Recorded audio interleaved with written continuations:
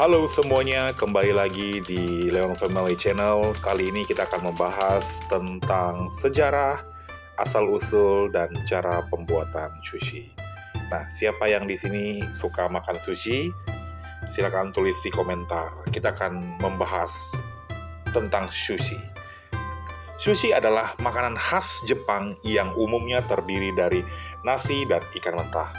Ini adalah salah satu hidangan yang tidak hanya lengkap, tapi juga sehat, dan sangat populer di seluruh dunia.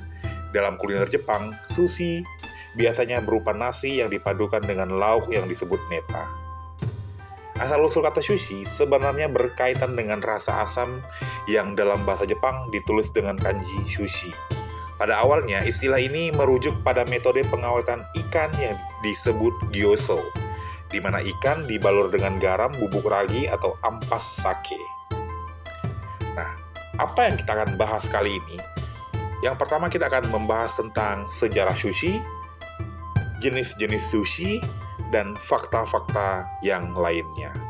Nah, sebelum kita bahas, teman-teman jangan lupa untuk like, komen, dan subscribe ya. Yang pertama, sejarah sushi. Hal pertama yang harus disadari adalah sushi tidak berarti ikan mentah. Kata ini sebenarnya merujuk pada sepiring nasi yang diberi cuka dan disajikan dengan berbagai isian dan topping, termasuk ikan mentah. Sushi awalnya diciptakan sebagai sarana pengawetan untuk menyimpan ikan hingga 1 tahun. Ini dikenal dengan nama nare sushi. Nah, sushi dikatakan berasal dari Cina antara abad ke-5 dan ke-3 sebagai sarana mengawetkan ikan dalam garam. Nare sushi ini bentuk asli sushi telah dibuat di Asia Tenggara selama berabad-abad dan saat ini masih ada jejaknya di beberapa bagian. Nah, pada masa itu, sushi dimakan selama hari raya dan festival, dan juga merupakan bagian integral dari perayaan.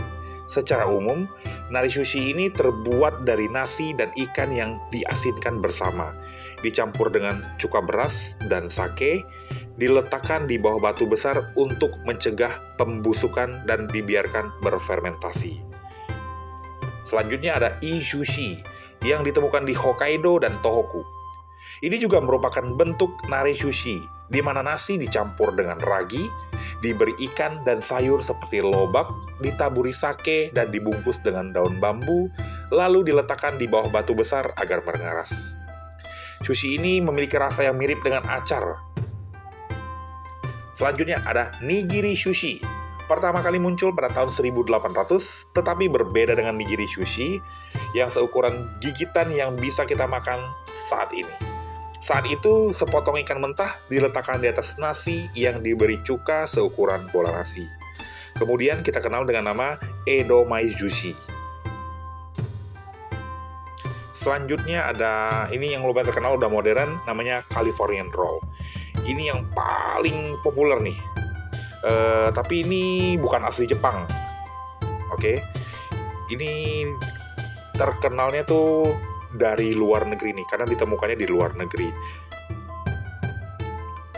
Kita akan ceritakannya. Isinya sih ada mentimun, alpukat, dan topping wijen. Nah, banyak mengatakan kalau sushi ini bukan asli Jepang, tapi ada juga yang menyebutkan kalau penemunya adalah orang Jepang. Nah, dipercaya pertama kali yang menyuguhkannya Californian Roll ini pada tahun 1960-an yang ditemukan di restoran Kaofuku, berlokasi di Little Tokyo, Los Angeles, Amerika Serikat. Dalam karya Smith, mengungkapkan bahwa ada 2 kemungkinan sumber dari Californian Roll ini. Salah satunya yang membuatnya adalah Ichiro Mashita, seorang chef sushi di Los Angeles dari restoran Tokyo Kaikan, bersama dengan asistennya Teruo Imaizumi. Mereka menciptakan Californian Roll karena pada saat itu keterbatasan ikan. Nah, asal-usul dari Californian Roll ini tak berhenti diperdebatkan yang diungkapkan oleh Smith saja. Tapi ada kemungkinan lain. Seorang chef sushi bernama Hidekazu Tozo mengungkapkan bahwa dirinya adalah pelopor dari Californian Roll. Saking populernya tojomaki ini, resep itu viral, menyebar ke Amerika Serikat. Kemudian nama asli dari kreasi sushi itu berganti menjadi Californian Roll. Dari awalnya tojomaki ya.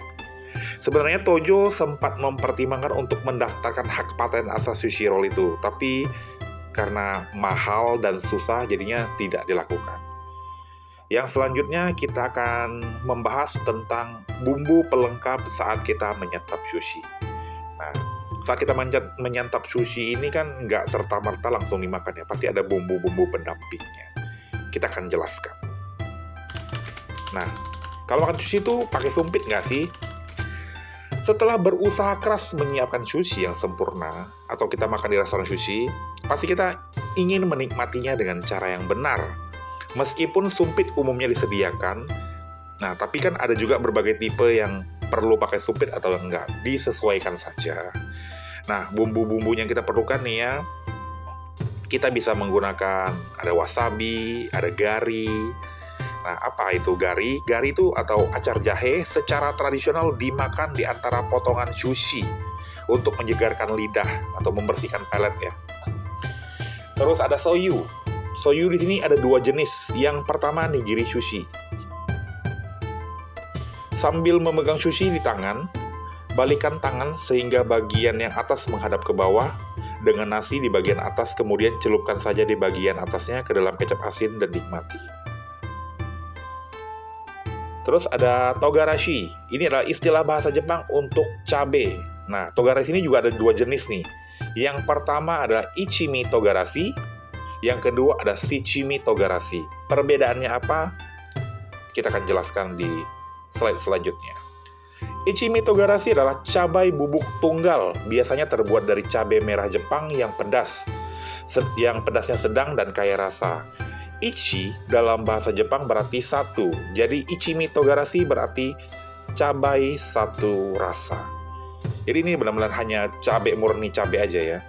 Yang kedua ada shichimi togarashi. Ini adalah campuran 7 rempah yang populer di Jepang. Shichi dalam bahasa Jepang artinya 7. Jadi ini artinya tuh cabai 7 rasa. Bahan-bahan umumnya ada cabai merah, cabai sanso, biji rami, biji wijen, jahe bubuk, kulit jeruk, dan yang lainnya tuh. Nanti dibaca aja ya. Terus ada gobo. Nah, gobo ini adalah lobak yang telah diiris secara halus dan kemudian direndam menggunakan cuka. Untuk memperlezat sensasi menikmati sushi, kita bisa mencampurnya dengan gobo juga. Lalu ada ponzu sauce. Ini adalah bumbu yang populer di masakan Jepang. Saus ini berbahan dasar jeruk serta memiliki rasa asam. Konsistennya cukup cair, mirip seperti kecap asin. Ini biasanya dicampurkan dengan kecap asin. Penggunaannya untuk ya sabu-sabu, teppanyaki. Lalu ada karashi. Karashi adalah mustard kuning khas Jepang yang pedas. Ini terbuat dari biji mustard dan lobak yang dihaluskan. Penggunaannya ya mirip-mirip kayak mustard ala western ya. Kita bisa untuk di-pair dengan dumpling, katsu, atau natto. Nah, setelah bahan-bahannya, bumbu-bumbu pendampingnya sudah kita jelaskan, sekarang kita harus tahu bagaimana tata cara makan sushi yang benar. Jangan sampai salah, tiba-tiba kita masuk ke restoran Jepang, kita nggak tahu tata caranya. Itu kan salah ya, jadi caranya. Yang pertama, kita harus cuci tangan terlebih dahulu sebelum memasuki restoran. Karena selain menggunakan sumpit, ada kemungkinan juga kita harus menggunakan tangan.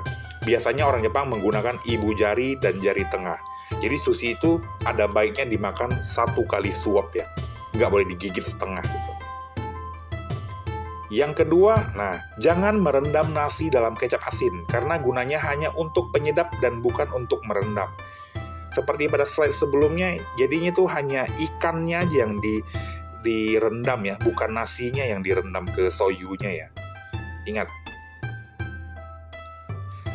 Kemudian, yang tidak boleh dicampur dengan kecap asin adalah wasabi.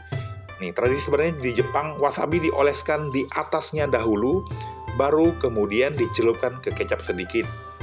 Bukan wasabinya dimasukin ke soyunya, habis itu diaduk, dicampur ya, itu salah ya. Jangan pernah dicampur. Terus jangan meminta pisau di restoran sushi, karena ini termasuk makanan yang lembut sehingga pisau sudah pasti tidak diperlukan. Ya, ini termasuk culture-nya gitu loh. Jadi jangan pernah minta pisau ya. Karena itu kan tinggal hap aja gitu, sumpit masih oke ya. Terus dalam sushi juga biasanya ada parutan jahe. Nah, ini tidak boleh dimakan berbarengan ya, itu di sela-sela saja. Karena parutan jahe juga bisa menetralisir rasa mentah dan tidak amis di mulut. Oke, itu membersihkan palet kita. Jadi bisa untuk menikmati sushi yang lain. Kenali juga jenis-jenisnya untuk memudahkan Anda memilih jenis sushi apa yang disukai. Jadi sebelum kita makan sushi, kita bisa cari dulu di Google gitu, kira-kira sushi ini apa sih, sushi ini kita kira mau makan yang mana gitu. Jadi kita udah tahu apa yang mau kita pilih. Usahakan juga tidak merokok di dalam restoran. Kenapa? Hal ini karena bahan makanan laut seperti ikan mentah sangat sensitif terhadap bau-bauan yang keras, termasuk bau asap rokok. Takutnya asap rokok itu bisa merusak kualitas daging ikan gitu. Terus dalam budaya makan sushi, terutama sushi nigiri, disarankan memakannya dalam satu suapan untuk mendapatkan keseimbangan rasa dan tekstur yang optimal. Makan satu sushi dalam satu suapan memungkinkan Anda merasakan seluruh komponen secara bersamaan. Terakhir, habiskan makanan yang Anda pesan. Menyisakan makanan akan dianggap tidak sopan. Jadi, itu akan terlihat seperti kita tidak menghargai budayanya gitu. Nah, sekian dulu video kita kali ini. Jangan lupa untuk subscribe, oke? Thank you.